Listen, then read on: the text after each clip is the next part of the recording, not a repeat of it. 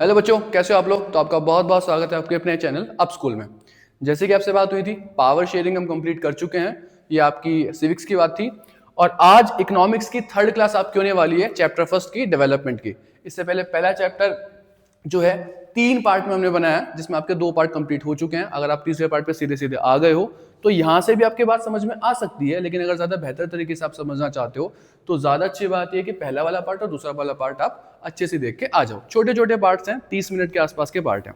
ठीक है, आज की बात शुरू करते हैं। तो आज की क्लास एकदम बढ़िया होने वाली है। जहां से हमने पुरानी क्लास खत्म की थी, एवरेज इनकम पे हमने बात खत्म की थी अपनी, इसी को समझने की कोशिश करते हैं, क्योंकि जो अगली बात है वो थोड़ी सी कनेक्टेड है। ठीक, छोटा सा मैं आपको ब्रीफ दे देता हूं। देखो, हम कर रहे हैं आपका नेशनल डेवलपमेंट। नेशनल डेवलपमेंट का मतलब क्या होता है भाई, पूरे देश का विकास कैसे होना चाहिए, पूरे देश के विकास का क्राइटेरिया क्या होना चाहिए, पूरे देश में डेवलपमेंट किस बेसिस पे होगा, कैसे माने कि ये देश ज्यादा डेवलप्ड है या देश कम डेवलप्ड है, वो चीजें कैसे तय की जा सकती हैं। तो हमने उसके बेसिक से आइडिया रखा था कि भाई इनकम के हिसाब से देख लो, जिसके पास ज्यादा इनकम होगी जिस देश के पास, वो ज्यादा डेवलप्ड होगा, जिसके पास कम इनकम होगी वो कम डेवलप्ड होगा। चलो जी, कोई दिक्कत वाली बात नहीं है। लेकिन हमने देखा कि कुछ देश ऐसे हैं जिनके पास बहुत ज्यादा इनकम है लेकिन कम डेवलप्ड है। फिर ऐसे कैसे हो जाता है? जैसे मैंने तुम्हें एग्जांपल दिया था जापान का। जापान जो है, जापान की जो नेशनल इनकम है वो कई मामलों में इंडिया से कम है। ठीक है, इंडिया की नेशनल इनकम ज्यादा है। ऐसे में अब आप खुद देखो कि क्या इंडिया ज्यादा डेवलप्ड है या आपका जापान ज्यादा डेवलप्ड है, तो आपको पता होगा जापान ज्यादा डेवलप्ड है। तो हमने ये भी देखा था कि भाई जो नेशनल इनकम है उससे हम देशों को कंपेयर तो कर सकते हैं, लेकिन नेशनल इनकम में कमी भी है। उसको हमने क्या बोला था? लिमिटेशन। और उस लिमिटेशन को दूर करने के लिए हमने निकालना शुरू किया था एवरेज इनकम। एवरेज इनकम क्या सीन है अब भाई? जो लिमिटेशन थी वो थी कि नेशनल इनकम में ये नहीं देखा जाता कि किसी देश की पॉपुलेशन कितनी है। भाई इंडिया में ज्यादा लोग रहते हैं तो जाहिर बात है ज्यादा ही कमाते होंगे, और जो जापान में कम लोग रहते हैं तो जाहिर बात है कम कमाते होंगे। तो हमने क्या निकाला? एवरेज निकाल लो भाई। भले ही पूरा देश ज्यादा कमाता हो, लेकिन पूरे देश का जब एवरेज निकालेगा कि भाई एवरेज एक बंदा कितना कमाता है, तो उसको बोल दिया था हमने एवरेज इनकम और पर कैपिटा इनकम। सिंपल सा अपना फॉर्मूला था कि पूरे की जो एरिया की इनकम है, यानी कि इसको बोल दो आप जो कि आपकी नेशनल इनकम है, उस नेशनल इनकम को अगर पॉपुलेशन से डिवाइड कर देंगे तो आपको पता लग जाएगा एक बंदे के पास, एक आदमी के पास कितने रुपए आने वाले हैं। ये सारी बातें हमने कर ली थी। ठीक है, आज की जो बात है वो क्या भाई, एवरेज इनकम को हमने निकाल तो लिया, लेकिन अब एवरेज इनकम की भी एक लिमिटेशन है। क्या लिमिटेशन है? देखो जरा, पर कैपिटा इनकम और the average income has the limitation. क्या लिमिटेशन है भला? That it does not show the distribution of the income, कि भाई ये डिस्ट्रीब्यूशन को छुपा लेती है। डिस्ट्रीब्यूशन को छुपाने से इसका क्या मतलब है? देखो समझते थोड़ा एग्जांपल के जरिए। देखो सेम इमेज है, यही इमेज आपको समझाने के लिए आती है। हर क्लास में बताता हूँ, इकोनॉमिक्स की तो स्पेशली बताता हूँ। सिविक्स में आपके जो इमेजेस होती हैं वो आती हैं, हिस्ट्री में आपकी इमेजेस होती हैं वो आती हैं, और इकोनॉमिक्स में जो आपके ऐसी इमेजेस ये वाली होती हैं, टेबल्स होती हैं, बहुत आती है। तो सारे एग्जाम्पल जो हमने उठाए किताब से उठाए समझाने के लिए कि भाई किताब की बात है, सीधे सीधे समझ में आ जाएगी आपके क्या सीन चल रहा है। चलो देखो, तो क्या मुद्दा चल रहा है हमारा? मुद्दा हमारा ये चल रहा है कि जो एवरेज इनकम है उसमें भी एक लिमिटेशन है, उसमें भी एक कमी है। क्या कमी है? कि भाई वो डिस्पैरिटीज को हाइड कर देता है। डिस्पैरिटी क्या होती है? डिस्पैरिटी मतलब इनइक्वालिटी। फिर किसी के पास ज्यादा पैसा है, किसी के पास कम पैसा है, तो एवरेज में बराबर दिखाई पड़ता है। जैसे मैं तुम्हें एक एग्जांपल बताता हूं। आपने देखा होगा कि जब आपकी परसेंटेज निकल के आती है तो परसेंटेज में आप कैसे देखते हो कि भाई एक सब्जेक्ट में आपके कितने नंबर होंगे? हो सकता है 93, 94 आउट ऑफ 100, एक में हो सकता है 60 हो। लेकिन जब आपसे पूछा जाता है परसेंटेज कितनी है, तो आप बताते हो 85। 85 का मतलब ये होता है कि ये अंदाजा लगाया जा सकता है कि लगभग हर सब्जेक्ट में आपके 85, 85, 85 आए होंगे। चाहे इसको परसेंटेज बोल लो, चाहे इसको आपका एवरेज बोल लो, एक ही बात होती है। ठीक होगी बात? तो लेकिन क्या वो रियलिटी है? नहीं। ऐसा हो सकता है ना किसी सब्जेक्ट में आपके 100 में से 99 आ रखे हो और किसी सब्जेक्ट में 100 में से आपके 75 आ रखे हो, तो डिस्पैरिटीज एवरेज छुपा देता है। ठीक है, देखो जरा एक बार मैं तुम्हें एक और एग्जांपल देके बताता हूं। सपोज करो एक देश है ए, एक देश है बी। सपोज करो ए जो नाम का देश है आपका, इसमें आपके रहते हैं कितने लोग? मान के चलो इसमें रहते हैं आपके 4 लोग रहते हैं। एक आदमी कमाता है आपके 20 रुपए, एक आदमी कमाता है आपके 20 रुपए, दूसरा वाला भी, तीसरा वाला कमाता है आपके 15 रुपए, और चौथा वाला कमाता है आपके कितने कर लेता है? इसे भी 15 कर लेता है। ठीक है जी। तो अगर मैं इससे पूछूं कि भाई आपकी नेशनल इनकम कितनी है, तो आप क्या बताओगे? बी को मिटा देता है, पहले ए को समझ लेते हैं। तो जो ए देश है, ए देश के अंदर 4 लोग रहते हैं, 20 रुपए कमाता है, 20 रुपए कमाता है, 15 रुपए कमाता है, 15 रुपए कमाता है। तो सीधी सी बात है, नेशनल इनकम निकाल सकते हो? बिल्कुल निकाल सकते हैं जी। नेशनल इनकम क्या हो जाएगी इसकी? इसकी नेशनल इनकम हो जाएगी आपके पास 20 और 20 40 और 30 यानी कि 70 रुपीज। चलो कोई दिक्कत वाली बात नहीं है। जब नेशनल इनकम निकाल सकते हैं तो आप एवरेज इनकम भी निकाल सकते हो। ठीक है, निकाल लेते हैं भाई। पर कैपिटा इनकम बोल दो इसको या फिर एवरेज इनकम बोल दो इसको, एक ही तो बात होती है, कोई दिक्कत वाली बात नहीं है। निकाल लेते हैं सर। 70 यहाँ पे है, कितने लोग हैं 4 यहाँ पे है। फॉर्मूला क्या था, national income upon total population. तो नेशनल इनकम कितनी थी 70, अभी निकली थी ये थी 70, और पॉपुलेशन कितनी है 4। कर लो भाई साहब, क्या निकल के आता है, ये निकल के आएगा तुम्हारा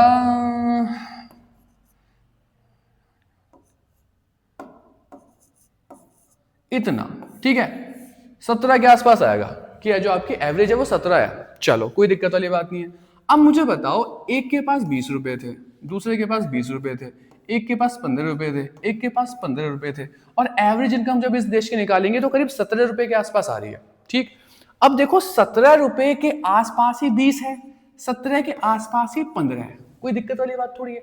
यानी कि जब ए देश की हम एवरेज इनकम निकाल के देखते हैं तो 17 रुपए के आसपास आती है, और यहाँ पे इनकम का जो डिस्ट्रीब्यूशन है लगभग बराबर बराबर सही है, एग्जैक्टली तो बराबर नहीं है। ठीक है, लेकिन तो यहाँ पे एवरेज ने दिखाया कि भाई सबके पास लगभग लगभग बराबर ही रुपए आ रखे थे।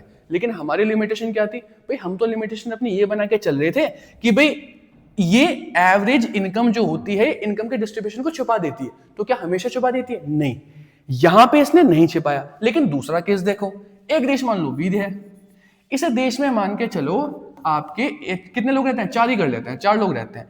एक आदमी तो कमाता है 16 रुपए, एक आदमी कमाता है आपके मान के चलो 2 रुपए, एक आदमी मान के कमाता है 1 रुपए, एक आदमी मान के चलो कमाता है 1 रुपए।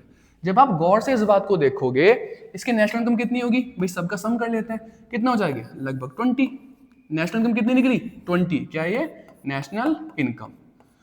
फिर से ध्यान रखो, पर कैपिटा निकालते हैं तो पर कैपिटा इनकम कैसे निकलती है भाई, नेशनल इनकम अपॉन कितने लोग हैं 4 लोग हैं, 4 5, तो पर कैपिटा इनकम आएगी आपकी 5 रुपए। अब देखो दो केस हमारे पास, एक तो बी देश का, एक ए देश का। बी देश में हमने देखा कि जो आपकी पर कैपिटा इनकम आई है 5, उसके मुकाबले इसमें इनकम का डिस्ट्रीब्यूशन कितना अनइवन है, कितनी डिस्पैरिटीज है। एक आदमी तो कमाता है 16 रुपए, दूसरा आदमी कमाता है 2 रुपए, एक आदमी कमाता है 1 रुपए, एक आदमी कमाता है 1 रुपए। यानी कि इस देश में तो भाई साहब जो के लोग होंगे वो बहुत रिच हैं, और बाकी के जो 3 लोग हैं वो बहुत ज्यादा कैसे हैं, पुअर हैं।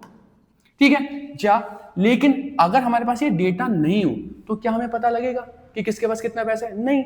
जब हम देशों को कंपेयर करते हैं तो हम एवरेज इनकम के बेसिस पे करते हैं। ठीक, तो एवरेज इनकम के बेसिस पे जब करेंगे तो अपने को बस एवरेज इनकम या फिर पर कैपिटा इनकम पता होगी।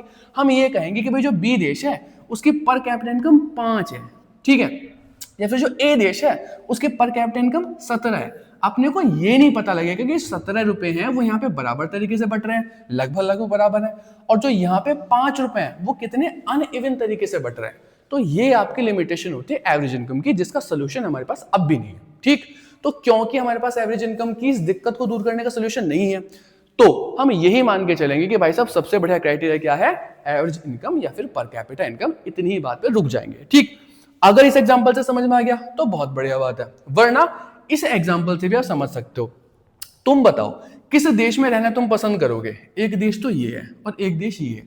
अब यहाँ पे रिजेम्बलेंस है, सिंबोलिज्म करा गया है। क्या सिंबल है भाई, सिंबल ये है इस देश में कितने लोग हैं, इस देश में 3 2 5 5 लोग हैं, लेकिन 5 लोगों के रहने के लिए इस देश में कुर्सी कितनी है, 4 कुर्सी है, यानी कि 5 लोग 4 कुर्सियों पे बैठे हैं।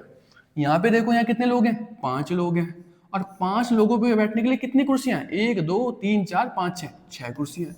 तो तुम देख सकते हो यहाँ भी 5 लोग हैं, यहाँ भी 5 लोग हैं, लेकिन इस देश के पास 6 कुर्सियां हैं और इस देश के पास 4 कुर्सी हैं। कुर्सी मतलब क्या, इनकम, रिसोर्स एक तरीके से।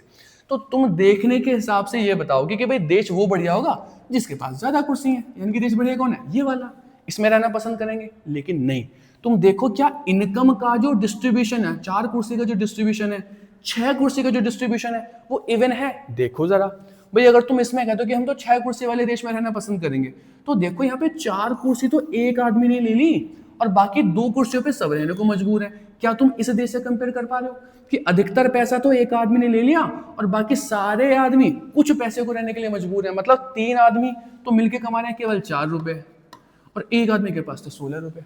समझ रहे हो बात? इस देश में देखो, इस देश में भले ही कुर्सी कम है, 4 है, लेकिन सारे प्रेम से मिल बांट के अपने रिसोर्सेज को बराबरी से बांट के बैठे हैं। किसी के पास भी ज्यादा कुर्सी, किसी के पास भी कम कुर्सी नहीं है। तो आम तौर पे आपका आइडियल गोल क्या होना चाहिए? आइडियल गोल होना चाहिए, सबसे पहली बात तो देखो नेशनल इनकम होनी चाहिए।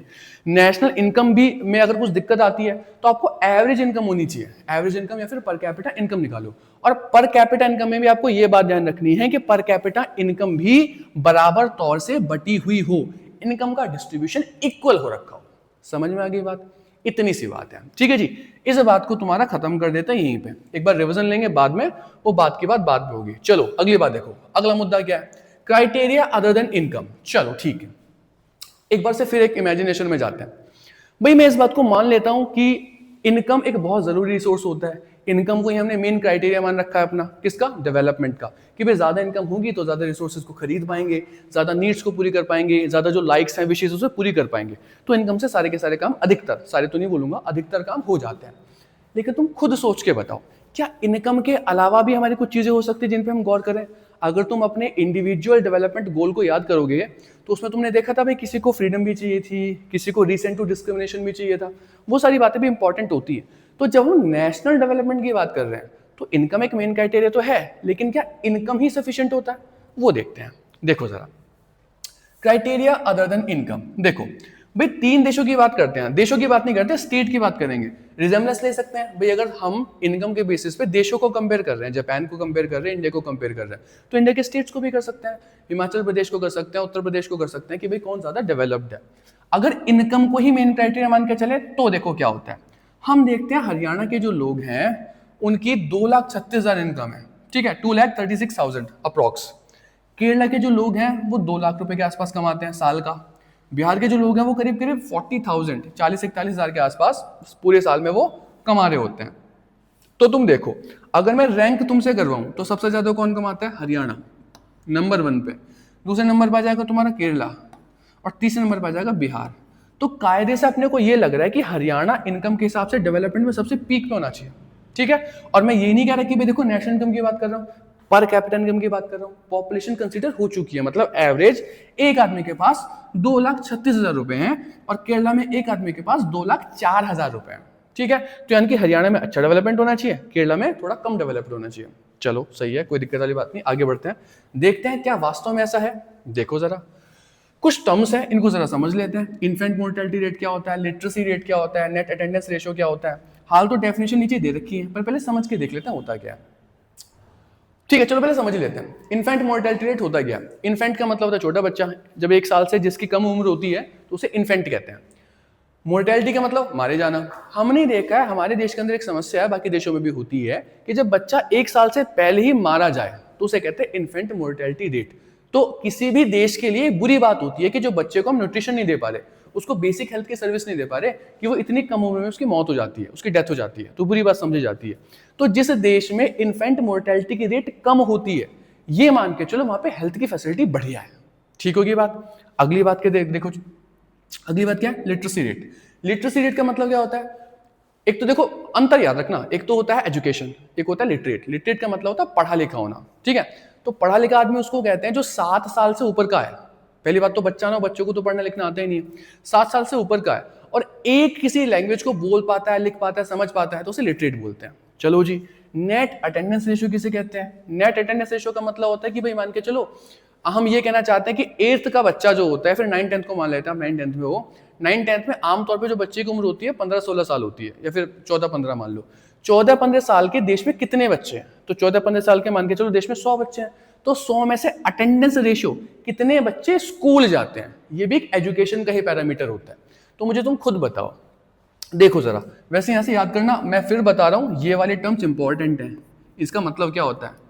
बहुत मतलब बहुत इंपॉर्टेंट, एमसीक्यू में भी आती है, शॉर्ट में भी आती है, शॉर्ट वेरी शॉर्ट में। क्या इन्फेंट मोर्टेलिटी रेट क्या होती है भाई साहब? याद रखो 1 ईयर की टर्म में, कि भाई 1 साल से कम का बच्चा हो, 1000 बच्चों में से जितने बच्चों की मौत हो जाती है उसे इन्फेंट मोर्टेलिटी रेट कहते हैं। जैसे मान के चलो यहाँ पे 33 लिखा है, तो हरियाणा में अगर 1000 बच्चे पैदा होते हैं तो उसमें से 33 बच्चे 1 साल की उम्र हासिल करने से पहले ही मर जाते हैं, ठीक होगी बात। चलो लिटरेसी रेट किसे कहते हैं?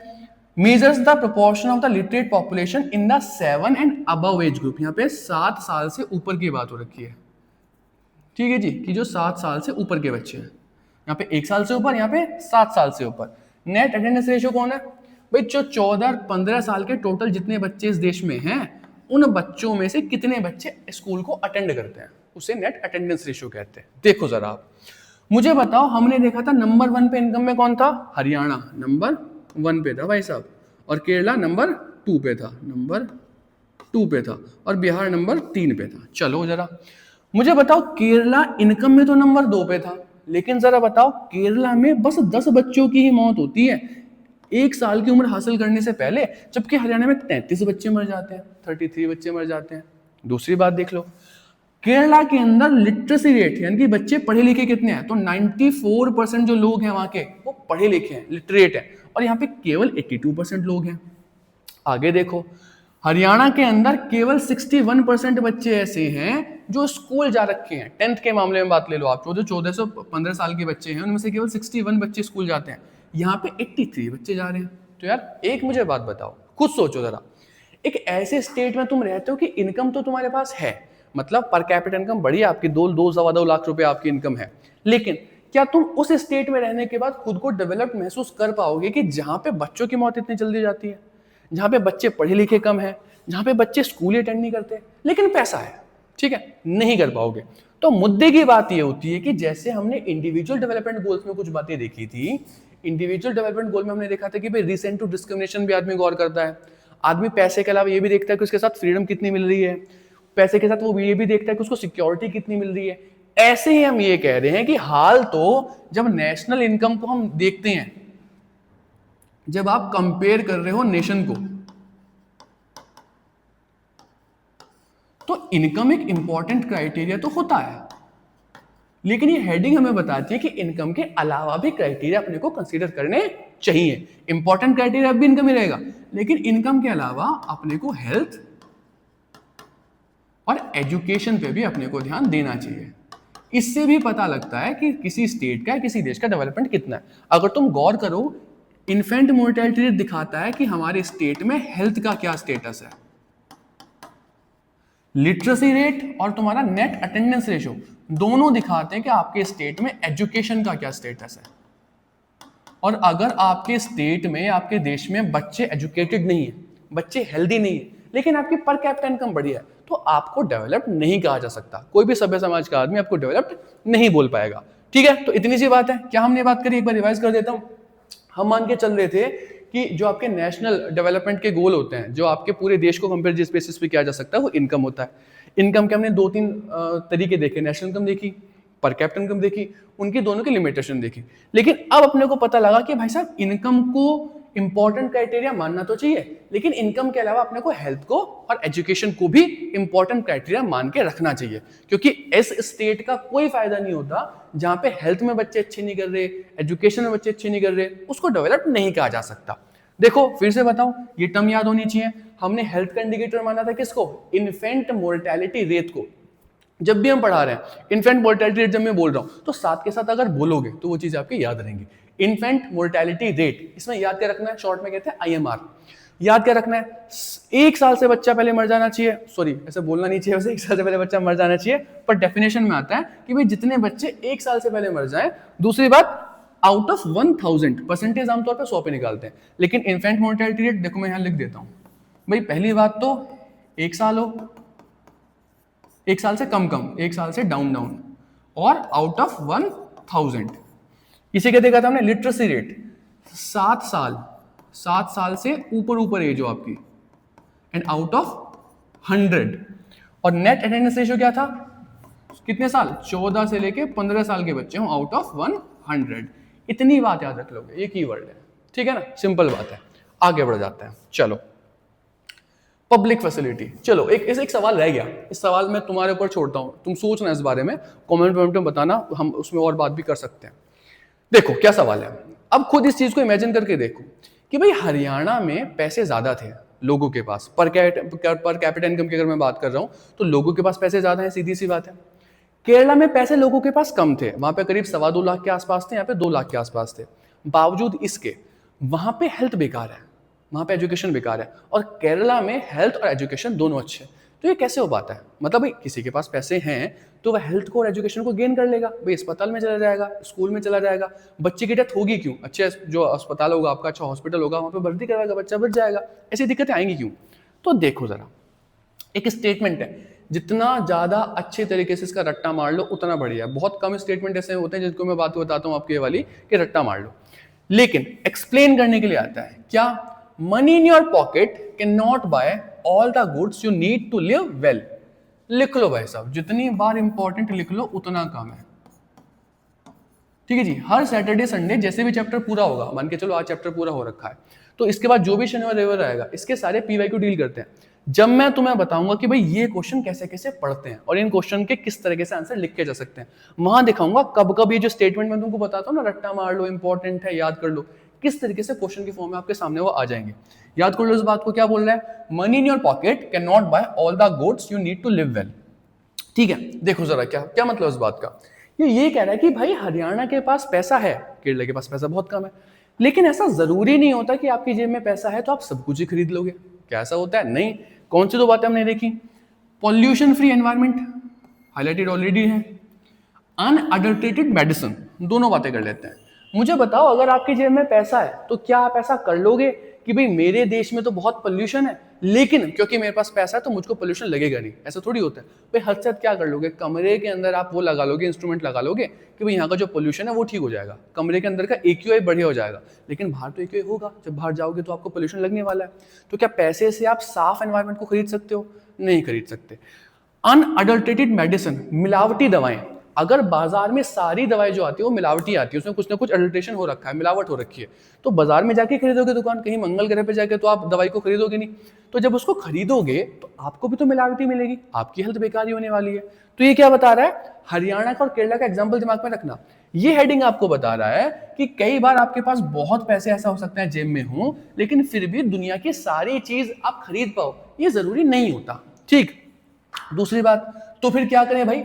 अगर सब चीज को खरीद नहीं सकते तो उन चीज को अटेन कैसे करेंगे? तो उसके पास उसके आपके पास दो तरीके हैं। देखो, जैसे आपने अभी भी सुना होगा, एक बात बड़ी चल रही थी अभी 2 महीने पहले, बहुत खबरों में था, IPL भी चल रहा है, तुम याद रखना इस बात को, कि विराट कोहली लंदन शिफ्ट हो गया। ठीक है, अब विराट कोहली को यार भारत से सारी चीजें मिली है ना, इतना बढ़िया क्रिकेटर है, सारे के सारे रिसोर्सेज उसके पास है, इससे ज्यादा पैसे वाला तो भाई तुम ये मान लो कि हम तुम में से तो कोई भी नहीं है। वो जिस चीज को चाहेगा पैसे से हासिल कर सकता है। लेकिन ऐसी कौन सी बात है फिर भी विराट कोहली ये सोचता है कि नहीं यार लंदन शिफ्ट हो जाते हैं? बताओ क्या हो सकता है ऐसा? खुद इमेजिन करो भाई, विराट कोहली जो है फरारी ले सकता है लेकिन चलाएगा तो सड़कों पे। ठीक है, विराट कोहली कितनी बढ़िया हेल्थ बना सकता है, लेकिन सांस तो मुंबई दिल्ली में लेने वाला है। तो क्या इस तरीके से तुम समझ सकते हो कि सारा का सारा पैसा अल्टीमेटली एक चीज पर रखा रह जाता है कि आपके आसपास की जो फैसिलिटीज है अगर वो बढ़िया नहीं है तो आप उस पैसे को एंजॉय नहीं कर सकते या उस पैसे का इस्तेमाल ही नहीं कर सकते। वही चीज देखो, तो फिर विराट कोहली क्या करे भाई? अगर उसे फरारी तो ले ली लेकिन वो भाग नहीं रही है तो वो क्या करेगा? वो ऐसे देश में जाएगा जहां की सड़कें बढ़िया हैं। ठीक है, देखो जरा, इधर तो तुम क्या करोगे भाई? आपके पास पैसा है लेकिन आपके पास चीजें नहीं है, तो आप कैसे कर पाओगे?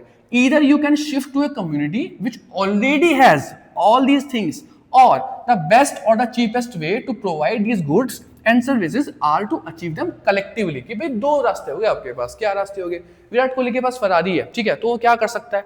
या तो भाई साहब एक काम कर लो कि तुम ऐसी कम्युनिटी में, ऐसी सोसाइटी में, ऐसे देश में शिफ्ट हो जाओ जहां पे सारी की सारी बेसिक फैसिलिटीज पहले से हो, जैसे सड़कें जहां पहले से बढ़िया है वहां जाके रह लो, वहां अपनी गाड़ी चलाओ, खूब, क्या दिक्कत वाली बात है। या फिर उस सड़क की जो फैसिलिटी है आप कलेक्टिवली हासिल करो। मतलब कलेक्टिवली कैसे हासिल कर सकते हो? क्या विराट कोहली अकेले बैठ के पूरे देश की सड़क बना देगा? नहीं, वो क्या कर सकता है? हद से हद घर के लॉन की सड़क बना देगा जो उसके घर के अंदर वाली सड़क है।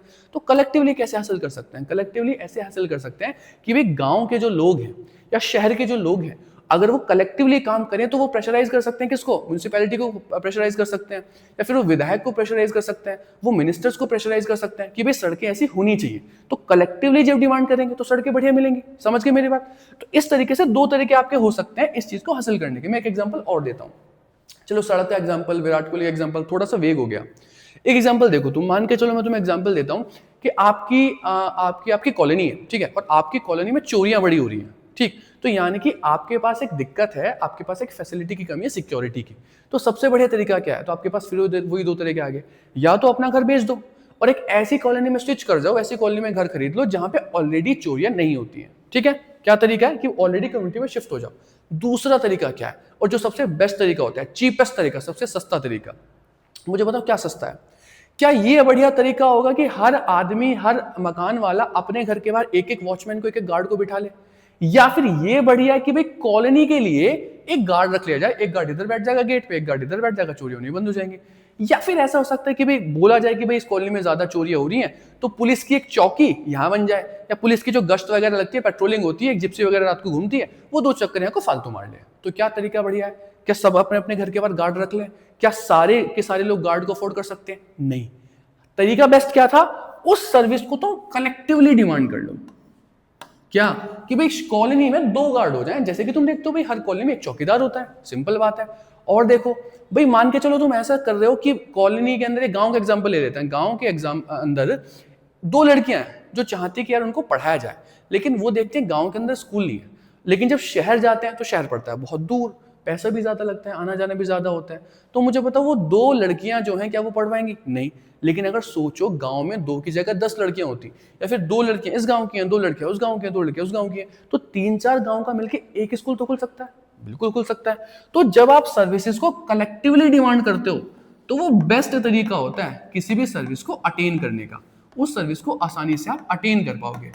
ठीक है, बहुत सारी बात हो गई, फिर से पहुंचो अपनी पुरानी बात पे। हमने क्या बात करी है? देखो, हमारा मेन मुद्दा ये चल रहा था कि जो केरला है उसके पास पैसा कम है, ठीक है, जो हरियाणा है उसके पास पर कैपिटा इनकम में पैसा ज्यादा है, बावजूद इसके भी वो हेल्थ में, एजुकेशन में पीछे कैसे रह गया हरियाणा?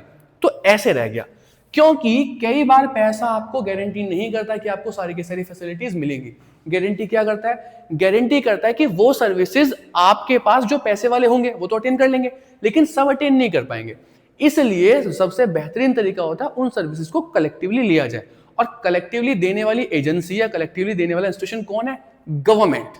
तो कुल मिलाकर आप बात याद रखो, सोल्यूशन निकल के क्या आया कि भाई हरियाणा जो था, हरियाणा के अंदर हमने देखा था कि जो गवर्नमेंट फैसिलिटीज होंगी, किसकी?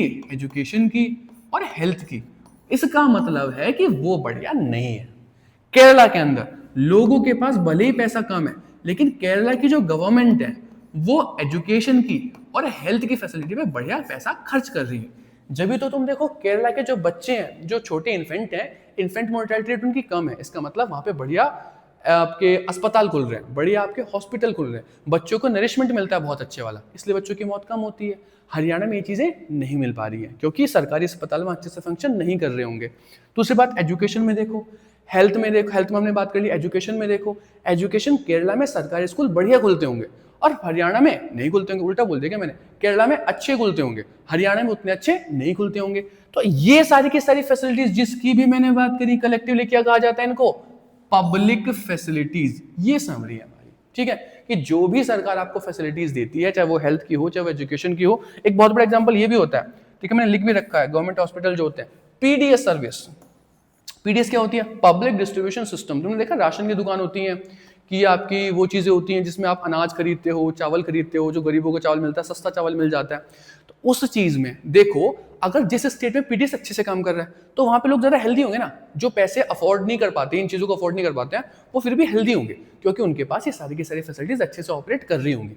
एक कॉलोनी में राशन का जो डीलर है वो आपके भैया करप्शन करता है, वो नहीं देता लोगों को, उनका हेल्थ का जो लेवल होगा वो बेकार होगा, और दूसरी जगह पे हेल्थ का लेवल बहुत बढ़िया होगा।